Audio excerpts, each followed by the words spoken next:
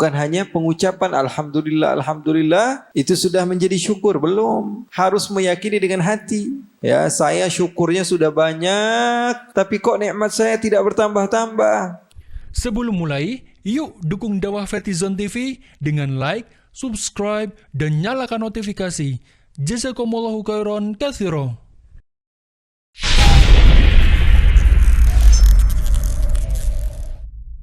Assalamualaikum warahmatullahi wabarakatuh. Alhamdulillah, nahmaduhu wa nasta'inuhu wa nastaghfiruh wa na'udzu billahi min shururi anfusina wa min sayyiati a'malina. Man yahdihillahu fala mudilla lahu wa man yudlil fala hadiya lahu. Allahumma fasalli wa sallim wa barik ala Muhammadin wa alihi wa sahbihi ajma'in. Subhanaka la ilma lana illa ma 'allamtana innaka antal alimul hakim. Rabbi shrah li sadri wa yassir li amri wahlul 'uqdatam min lisani yafqahu qawli. Allahumma inni a'udzu bika min 'ilmin la yanfa' wa 'amalin la yurfa' wa qalbin la yakhsha' wa da'watin la yustajabu laha. Wa la hawla wa la quwwata illa billahil 'aliyyil 'azim. Hadirin hadirat yang dimuliakan oleh Allah Subhanahu wa taala, sahabat-sahabat yang mendengar di luar sana, kita bersyukur kepada Allah Subhanahu wa taala masih diberikan oleh Allah Subhanahu wa taala nikmat Islam. Kenikmatan yang hakiki yang terbesar yang Allah berikan kepada kita. Kita masih bersaksi bahwa tiada Tuhan selain Allah dan Nabi Muhammad adalah utusan Allah. Nikmat mahal karena balasannya adalah syurganya Allah Subhanahu wa taala. Nikmat yang hebat karena balasannya adalah kehidupan yang kekal kelak di akhirat. Oleh karena itu kita patut bersyukur kepada Allah. Apalagi Allah memberikan kepada kita nikmat taufik. Antum tahu taufik itu di dalam bahasa Arab artinya khalqu qudrati ta'atil 'abd. Allah menciptakan kemampuan bagi seorang hamba untuk bisa beribadah. Itu namanya taufik. Kita pada pagi hari ini mendapatkan nikmat taufik. Dari mana bisa tahu? Karena kita sudah duduk. Kalau baru niat, belum dapat taufik. Tapi kalau sudah duduk, artinya memang kita semua sudah mendapatkan taufik dari Allah. Kata ulama, nikmat taufik adalah nikmat yang mahal. Bagaimana tidak? Di dalam Al-Quran saja tidak disebutkan taufik kecuali satu kali. Yaitu firman Allah, A'udzu billahi minasyaitonir rajim, wa ma taufiqi illa billah. Dan tidaklah saya mendapatkan taufik kecuali dari Allah Subhanahu wa taala. Oleh karena itu, ya kita patut bersyukur dengan rukun-rukunnya syukur. Karena sebagian orang mengira bahwa bersyukur kepada Allah hanyalah dengan mengucap alhamdulillah. Padahal di dalam bahasa arti syukur yang difahami para ulama yang mereka ambil istinbat daripada hadis-hadis Rasulullah sallallahu alaihi wasallam bahwa syukur perlu kepada 3 rukun. Yang pertama al-i'tiqadu bil janan, meyakini dengan hati. Wat talaffudhu bil lisan, kemudian diucapkan dengan lidah. Wal amalu bil arkan, kemudian dibuktikan dengan amaliyah. Jadi perlu kepada 3 hal. Bukan hanya pengucapan alhamdulillah, alhamdulillah itu sudah menjadi syukur, belum. Harus meyakini dengan hati. Oh ya Allah, ini semua dari Allah, bukan sekedar ucapan. Kemudian diucapkan alhamdulillah. Kemudian dibuktikan dengan amal. Contohnya dia bersyukur punya mata. Dia yakini ini semata-mata dari Allah. Kemudian dia ucapkan alhamdulillah. Kemudian dia jaga matanya dari hal-hal yang membuat Allah murka. Nah, ini adalah manusia-manusia yang bersyukur kepada Allah Subhanahu wa ta'ala sehingga nikmat tersebut akan Allah tambah.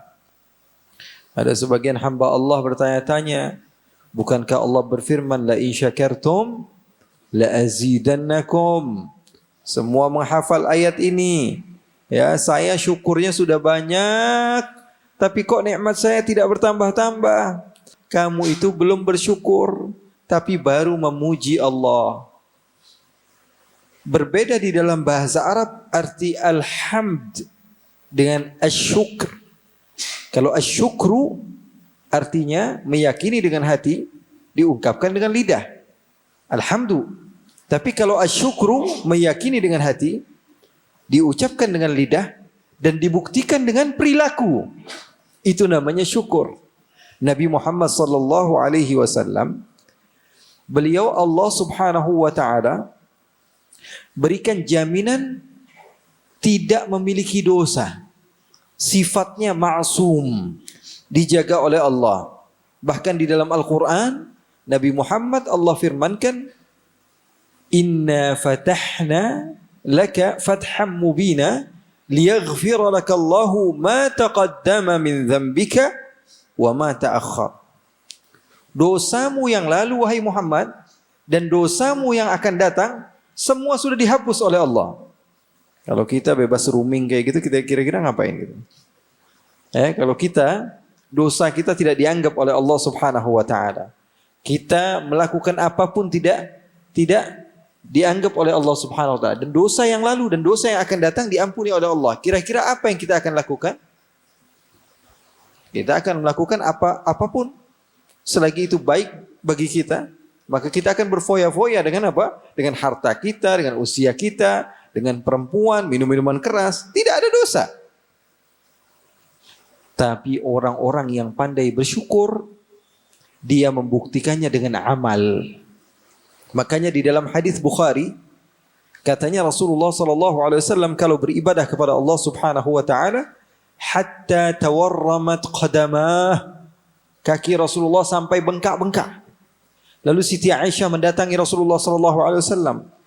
Ya Rasulullah, bukankah Allah Subhanahu wa taala telah mengampuni dosamu yang lalu dan dosamu yang akan datang?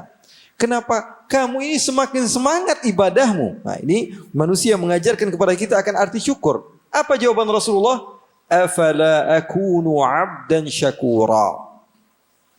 Saya pengen jadi hamba yang bersyukur kepada Allah. Tahu diri. Nabi Muhammad SAW tahu diri. Sehingga Nabi Muhammad SAW bersyukur kepada Allah. Semakin dikasih, semakin nunduk. Kalau kita semakin dikasih, semakin menjadi-jadi. Semakin diberi, semakin merasa bahwa diri kita memiliki. Tapi Nabi Muhammad SAW di dalam hadis-hadis yang sahih diceritakan bahwa Nabi Muhammad semakin diberikan oleh Allah Subhanahu wa taala kebebasan, Nabi Muhammad semakin malah menjadi orang yang rajin beribadah kepada Allah Subhanahu wa taala, sehingga Nabi Muhammad katakan afala akunu 'abdan syakura. Saya pengen menjadi hamba yang bersyukur. Nah, ini namanya orang karim. Katanya karimun idza akramtahu malaktahu. Orang yang tahu diri, kalau kita baiki dia akan tambah tunduk kepadamu. Laimun idza akramtahu tamarrada. Tapi kalau orang tidak tahu diri, semakin kamu baiki, semakin dia merasa bahwa dirinya lebih hebat. Enggak tahu diri namanya. Malah kadang-kadang kita ditendang. Ini orang tidak punya apa-apa. Kita yang kasih modal. Kita yang iklankan. Kita yang besarkan. Kita yang kasih tumpangan. Akhirnya dia mulai berbisnis, dia kaya, rumah kita dibeli, kita diusir. Itu namanya orang laim. Dulu Abu Jahal pernah berkata, Sammin kalbak ya'kulk. Ini Abu Jahal. Tahu Abu Jahal? Abu Jahal tahu? Abu Jahal begitu-begitu dia pernah mengutarakan satu kata yang begitu hebat. Dia katakan apa? Sammin kalbak ya'kulk. Gemukkan anjingmu. Kasih makan terus anjingmu. Nanti kalau dia sudah besar, kamu yang digigit sama anjing. Sammin kalbak. Kesel Abu Jahal. Kesel kenapa? Karena dia ini punya keponakan namanya Umar bin Khattab. Siapa keponakannya? Umar bin Khattab. Dari semenjak kecil dirawat, diasuh, dididik. Bagaimana caranya menjadi manusia yang disiplin, jadi orang hebat, memiliki kepribadian yang kuat, pintar bermain pedang, pintar bermain kuda. Semua Abu Jahal yang mengajarkan. Giliran sudah matang, Abu Jahal yang ditempeleng sama Sayyidina Umar. Makanya Abu Jahal mengatakan, "Sammin kalbak ya'kul." Gemukkan anjingmu, kasih makan terus. Ketika dia sudah besar, kamu yang digigit oleh anjingmu. Abu Jahal ini pamannya Umar bin Khattab. Jadi Umar bin Khattab ini sahabat Nabi, memiliki nasab yang dekat dengan Nabi. Artinya beliau memiliki jalur kekeluargaan kepada Nabi. Umar bin Khattab bin Nufail bin Abdul Uzza bin Riyah bin Qurd bin Razah bin Adi bin Ka'ab bin Lu'ay bin Ghalib bin Fihr bin Malik bin Nadhr bin Kinanah bin Khuzaimah bin Mudrikah bin Ilyas bin Mudhar bin Nizar bin Ma'ad bin Adnan. Serupa seperti Nabi Muhammad SAW, Nabi Muhammad bin Abdullah bin Abdul Muttalib bin Hashim bin Abdi Manaf bin Qusay bin Kilab bin Murrah bin Ka'ab. Sama. Kalau Nabi Muhammad SAW bin Murrah bin Ka'ab. Kalau Umar bin Al-Khattab bin Adi bin Ka'ab. Murrah dan Adi adik kakak. Adi memiliki keturunan Umar bin Khattab, sementara Murrah memiliki keturunan Abu Bakar As-Siddiq, Nabi Muhammad SAW, Ali bin Abi Talib, Uthman bin Affan. Semua ini keturunan daripada Murrah bin Ka'ab. Umar bin Khattab, beliau memiliki ibu bernama Hantamah. Hantamah binti Hisham. Hantamah ini adiknya Abu Jahal. Jadi Umar bin Khattab dari keturunan Adi bin Ka'ab, yang seharusnya kebanyakan di antara keluarga Adi bin Ka'ab orangnya lembut-lembut. Tapi kenapa dia ini keras? Ternyata setelah kita pelajari, beliau ini memiliki ibu dari Bani Makhzum. Ibunya namanya Hantamah. Siapa Hantamah? Adiknya Abu Jahal. Jadi Umar bin Khattab keponakan Abu Jahal. Jadi wajar atau tidak keras? Wajar. Karena dari keturunan orang-orang yang memang memiliki watak keras seperti Abu Jahal, seperti Al-Walid ibn Al-Mughirah, Khalid ibn Al-Walid, itu juga dari Bani Makhzum, terkenal dengan kekuatan dan keberaniannya. Rasulullah SAW faham bagaimana cara bersyukur kepada Allah, sehingga semakin diberi, semakin Rasulullah SAW rajin di dalam beribadah. Inilah yang dilakukan oleh para sahabat Nabi, Abu Bakar As-Siddiq, Umar bin Khattab, Uthman bin Affan, Ali bin Abi Talib. Buktinya Uthman bin Affan, banyak beliau membantu perjuangan Nabi Muhammad. Karena beliau tahu, al-khalqu kulluhum iyalullah, kata Rasulullah. Fa'ahabbuhum ilallah anfa'uhum li'iyalih. Manusia ini semuanya keluarganya Allah. Dan orang yang paling dicinta oleh Allah adalah orang yang paling memberikan manfaat kepada keluarganya Allah. Ya, orang terbaik di antara kita, khairun nas anfa'uhum linnas. Kita nas bukan manusia. Berarti orang terbaik adalah orang yang memberikan manfaat pertama kepada dirinya sendiri dulu. Karena dia juga al-mutakallim dakhilun fil khitab. Si pembicara masuk juga di dalam pembicaraannya. Ketika dia mengatakan bahwa sungguhnya sebaik-baiknya manusia adalah orang yang memberikan manfaat kepada manusia. Berikan manfaat kepada dirimu dulu, baru engkau bisa memberikan kepada orang lain. Nabi Muhammad SAW mengajarkan. Beliau bersyukur, beliau buktikan. Uthman bin Affan memberikan harta yang banyak sekali kepada masyarakat Islam pada masa itu. Di dalam beberapa peperangan. Di antaranya di dalam peperangan Uswah namanya. Peperangan Tabuk. Uthman bin Affan memberikan harta. Sampai-sampai Nabi Muhammad mengatakan kepada Uthman, ma dharra Uthman ma amila ba'dal yawm.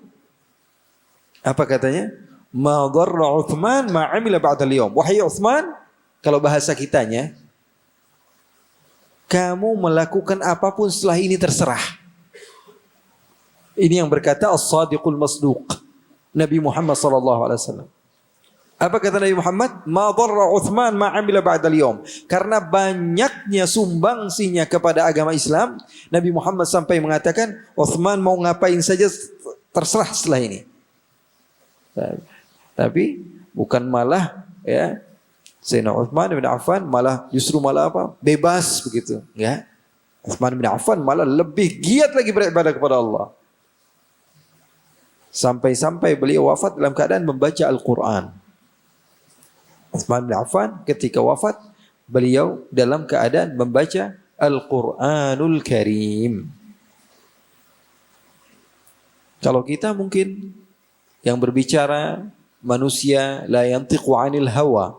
Nabi Muhammad tidak berbicara asal mau Nabi Muhammad saja. Uthman, kamu bebas sekarang mau ngapain saja. In huwa illa wahyu yuha. Nabi Muhammad sallallahu alaihi wasallam semuanya datangnya dari Allah Subhanahu wa taala.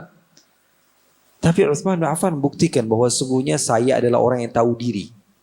Ketika diberi oleh Allah Subhanahu wa taala, maka saya akan membuktikan dengan semakin rajin beribadah kepada Allah Subhanahu wa taala. Ini dicontoh para salafun salih, para tabi'in, tabi'in, wa man tabi'ahum bi ihsanin ila yaumiddin. Sampai ya kita melihat makhluk-makhluk Allah Subhanahu wa taala sampai zaman sekarang pun tidak kosong dari hamba-hamba Allah yang soleh. Banyak. Kita merasa atau tidak merasa banyak hamba-hamba Allah yang betul-betul taat kepada Allah Subhanahu wa taala. Mereka tahu cara untuk menggapai ridhonya Allah dengan memberikan manfaat kepada muslim, kepada manusia. Allah Subhanahu wa taala bahkan katakan, Rasulullah katakan, al-khalqu kulluhum iyalullah. Al-khalqu wa laysa al-muslimu. Tidak khusus kepada muslim, berikan manfaat kepada siapapun. Dan manfaat terbesar adalah mengajak mereka untuk menuju kepada surganya Allah dengan Islam. Ini manfaat. Yang pertama poin adalah kita jadikan diri kita manfaat untuk diri kita sendiri. Dan memberikan manfaat kepada orang lain, yang terbaik adalah menyelamatkan mereka dari siksa yang abadi kekal di akhirat. Jadi kita tidak ada batas kepada siapapun. Selagi mereka adalah makhluk-makhluk Allah Subhanahu wa taala, maka kita harus mendekatkan diri kita kepada mereka untuk supaya mereka selamat di dunia dan selamat di akhirat. Nah, ini dakwahnya kita. Dakwahnya kita itu ngajak orang supaya menuju surga. Bukan justru mengkotak-kotakan orang dan mengatakan kamu ahli neraka, kamu ahli sesat, kamu begini. Tidak. Dakwahnya Rasulullah, laqad ja'akum rasulun min anfusikum azizun alaihi ma'anittum. Rasulullah SAW memiliki sifat azizun alaihi ma'anittum. Kalau ada yang melakukan kesalahan, Nabi Muhammad yang sedih. Kalau kita enggak syukurin, makanya enggak mau ikut sih. Itu bukan dakwah Nabi Muhammad. Dakwah Nabi Muhammad SAW adalah merasa sedih kalau ada orang yang bersalah.